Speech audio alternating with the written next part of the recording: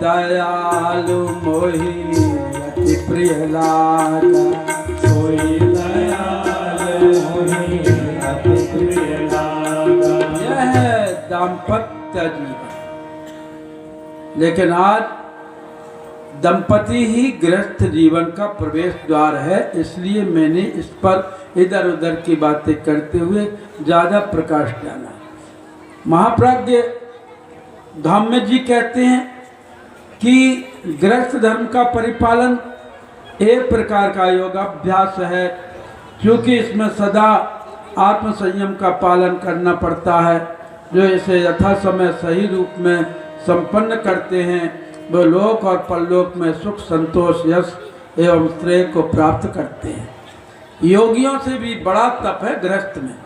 पूछो गृहस्थ वालों से, साधु महात्मा और हम पंडित लोग तो दान दक्षिणा लेने आ जाते हैं, चंदा लेने आ जाते हैं, लेकिन जरा पूछो इनसे इनको कितने पापड़ बेलना पड़ते हैं, कैसे खेत में मेहनत करना पड़ती है, रोजी रोटी कमाने के लिए कहाँ कहाँ दौड़ना भागना पड़ता है, मकान बनाने के लिए क्या क्या सरंजाम इकट्ठे नहीं करना पड़ती, बच्चों को पढ़ाने लिखाने के लिए किन किन के सामने जाके हाथ नहीं जोड़ने पड़ती। तो गृहस्थ सबसे बड़ा तपस्वी है, योगी है, सबसे बड़ा संयमी है, ऋषि है, मुनि है। धन्यो गृहस्थ धर्म जिसके विषय में कहा गया। गृहस्थ धर्म का परिपालन, गृहस्थ धर्म का परिपालन ऋषियों की बनी व्यवस्था है, ऋषियों की बनी व्यवस्था है, ऋषियों की बनी व्यवस्था है। वह सच्चा योगी कहलाता, वह सच्चा योगी कहलाता, कर्तव्य कर्मरत रहता है। वह सच्चा योगी कहलाता, कर्तव्य कर्मरत रहता है। वह सच्चा योगी कहलाता, कर्तव्य कर्मरत रहता है। जो सद्गृहस्थ अनुशासन को, जो सद्गृहस्थ अनुशासन को निष्ठा के संग निभाते हैं, निष्ठा के संग निभाते हैं, निष्ठा के संग निभाते हैं। वह सुख संतोष श्रेय यश सब अपने जीवन में पाते हैं। वह सुख संतोष श्रेय यश सब अपने जीवन में पाते हैं। वह सुख संतोष श्रेय यश सब अपने जीवन में पाते हैं। सब धर्मों से अधिक धर्म महान गृहस्थ रामा धर्म महान गृहस्थ रामा धर्म महान गृहस्थ। और राष्ट्र धर्म समृद्धि हित बने सभी विश्वस्त, राष्ट्र धर्म समृद्धि हित बने सभी विश्वस्त, राष्ट्र धर्म समृद्धि हित बने सभी विश्वस्त। इसलिए सद्गृहस्थ के मर्म को आगे बोलते हुए ऋषि कहते हैं, वस्तुतः परिवारस्तु संयुक्तम कथितम बुधै पुण्यम संगठनम यस्य सुव्यवस्था मतातुषा सद्भावस्य बाहुल्यात् सहकारस्य संततम कर्तव्य पालने बुद्धि कर्तव्या परिवार गई। हे सद्गृहस्थ जिज्ञासुओं, पति पत्नी के रिश्ते के अलावा बहुत सारे रिश्ते हैं। उनमें एक रिश्ता नारी नारी का है, सास बहू और नंद भौजाई का, नंद भाभी का। कितना सुंदर रिश्ता। लेकिन सास गले की फांस बनी है और बहू घर का राहु बन गई है। नंद गले की फंद बन गई और भाभी घर की चाबी छिपाना चाहती है। जबकि कितने सुंदर रिश्ते थे और है ये। सास बहू, ये कुंडली लड़के लड़की की मिलाई जाती है। लड़के लड़की तो अलग अलग, अब तो लड़की भी अलग सर्विस करने लगी, लेकिन वो केवल 25% है। 75% तो अभी सास बहू साथ में ही रहती है। गाँव में तो रहती है, शहरों की बात छोड़। तो इनकी कुंडली मिलाना चाहिए सास बहू की, कि इनके गुण, इनके अंक मिल रहे कि नहीं मिल रहे। कितना सुंदर हमारे यहाँ सास बहू जितनी भी देखें, कौशल्या, सीता, दीप बात नहीं चारण का, और बहू यही सब अधिक धर्म नहीं दूजा, सादर सास ससुर पद। एक दाम्पत्य के अलावा ये भी है, नंद भौजाई सहेली सहेली बन के रहे, फ्रेंड बन करके रहे, कितना सुंदर हो जाएगा।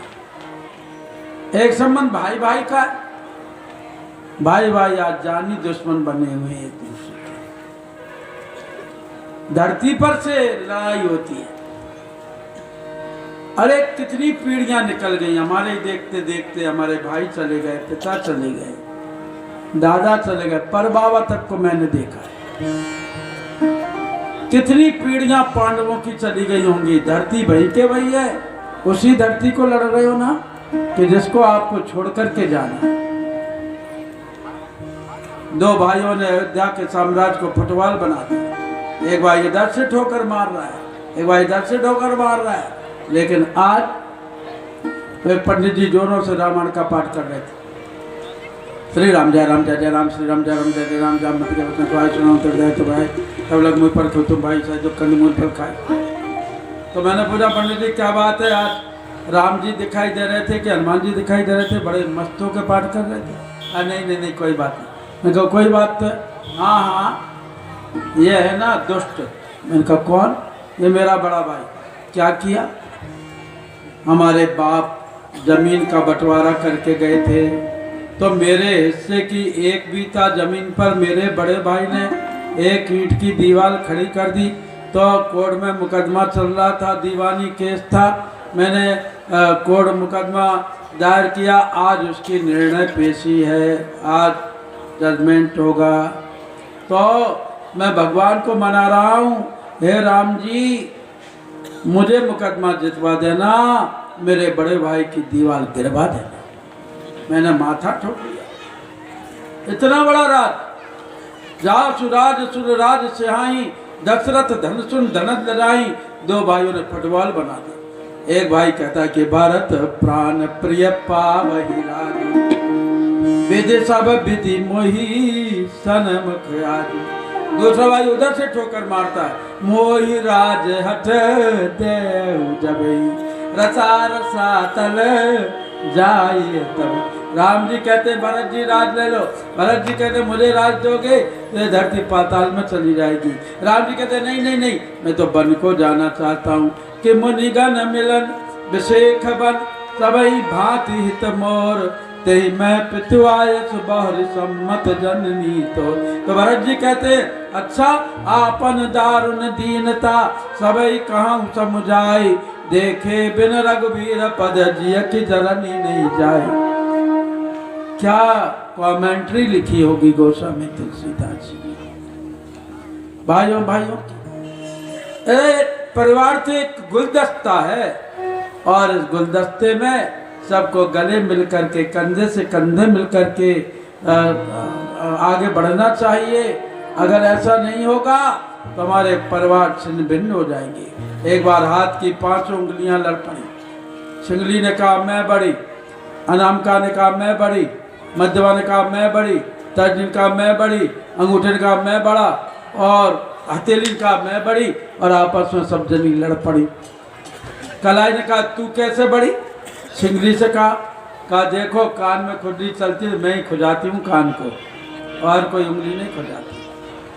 और देखो जब छोटे क्लास के बच्चे आपस में फ्रेंडशिप कट करते हैं, दोस्ती छोड़ते हैं, तो इसी से कट करते, कट्टी कट्टी।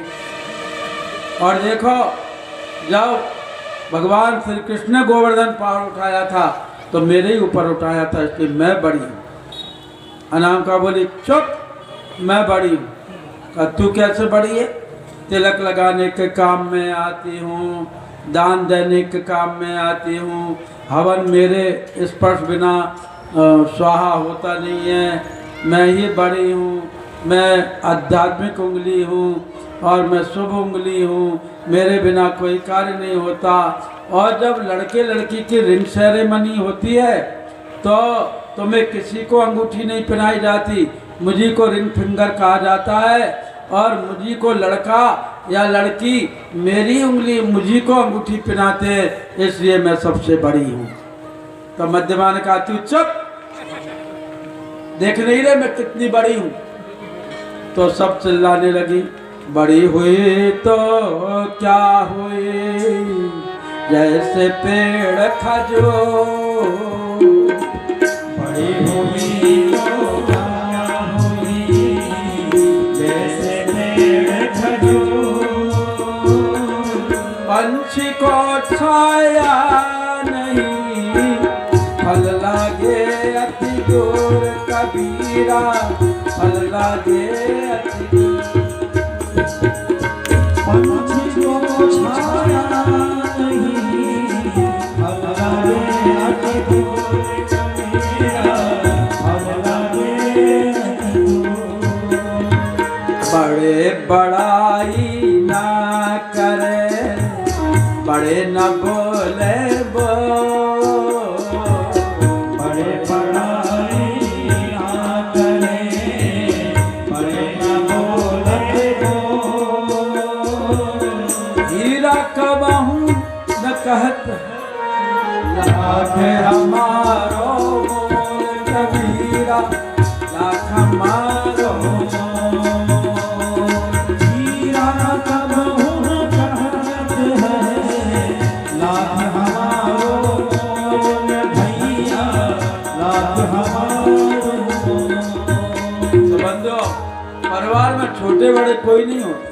कभी बड़ा भैया पहले भोजन कर ले तो छोटे को जिद नहीं करना चाहिए, छोटे को छोटा कर ले तो बड़े को बुरा नहीं मानना चाहिए।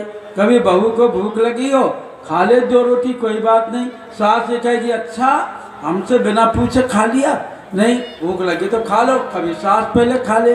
तो ये तू बड़ी है तो किस काम के सारी उंगली चिल रही। और फिर तरजी ने कहा मैं बड़ी हूँ। तू कैसे बड़ी है? क्यों मैं बड़ी हूँ? कैसे बड़ी है? देखो जब किसी को किसी के घर का पता बताना, बहराइच किधर है? इधर है, इधर। मरी माता किधर है? उधर है, उधर। अयोध्या का रास्ता इधर है, इधर। उनका घर इधर है, इधर। वो कहाँ बैठे हैं? उधर बैठे हैं, उधर। तो मैं ही पता बताती हूँ सबको।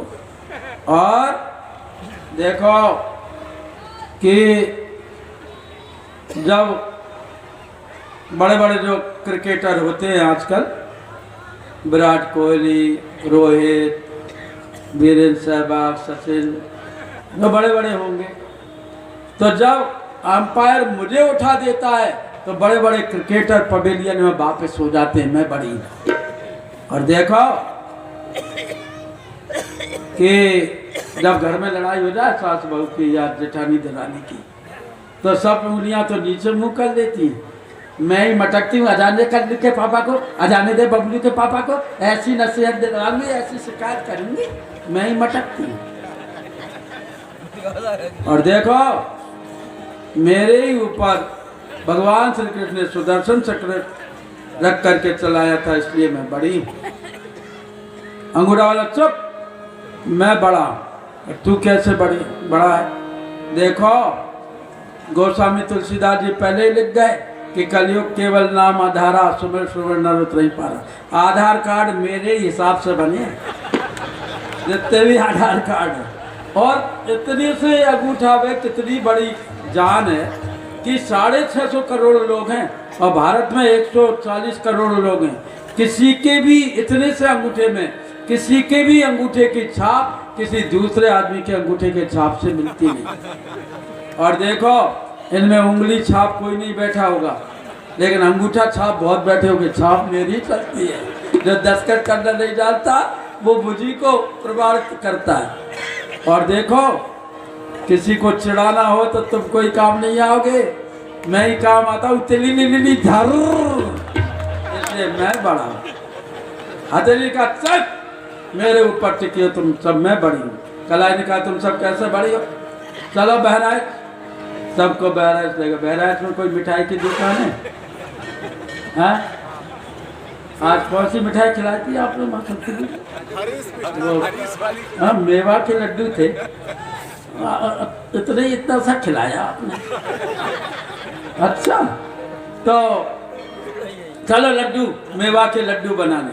तो वहाँ चूरा पड़ा था, उंगली छिंगली ने कहा तू बना, नहीं बना पाई। अनाम का तू बना, मध्यमा तू बना, तर्जनी तू बना, अंगूठा तू बना, जो है हथेली तू बना, कोई नहीं बना पाया।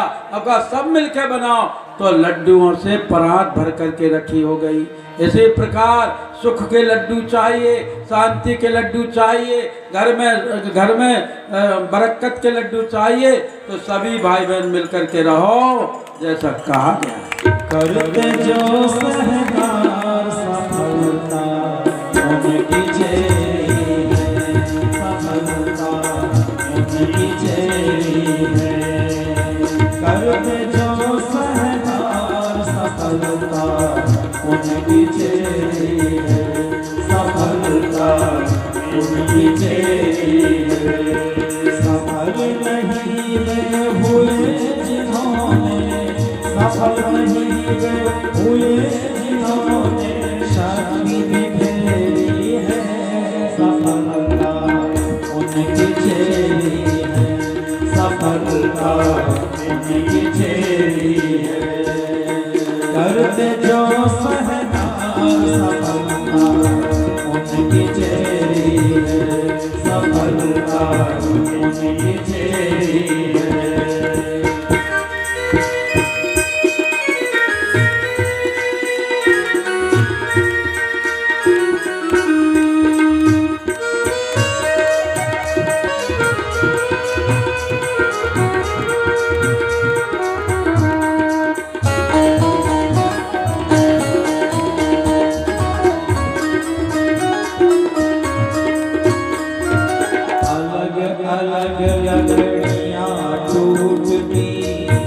घर टूट न पाता, अलग अलग लकड़ियाँ टूटती, घर टूट न पाता।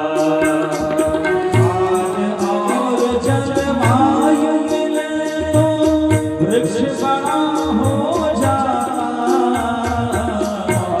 और जलवायु मिले तो वृक्ष बड़ा हो जाता। विजय सदा संगठन शक्ति की, विजय सदा संगठन शक्ति की। करनी फेरी है, सफलता उनकी चेरी है, सफलता उनकी चेरी है।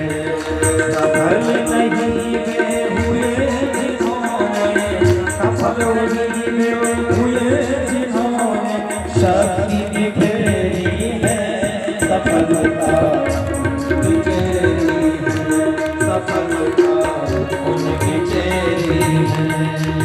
करते जो सहकार सफलता उनकी चेरी है, सफलता उनकी चेरी है, सफलता उनकी चेरी है, सफलता उनकी चेरी है। और यह सहकार नारियों के बीच में तो होना ही चाहिए। पुरुषों को नारी का भी सहकार करना चाहिए। क्यों? समत्वेन सामान्यास्त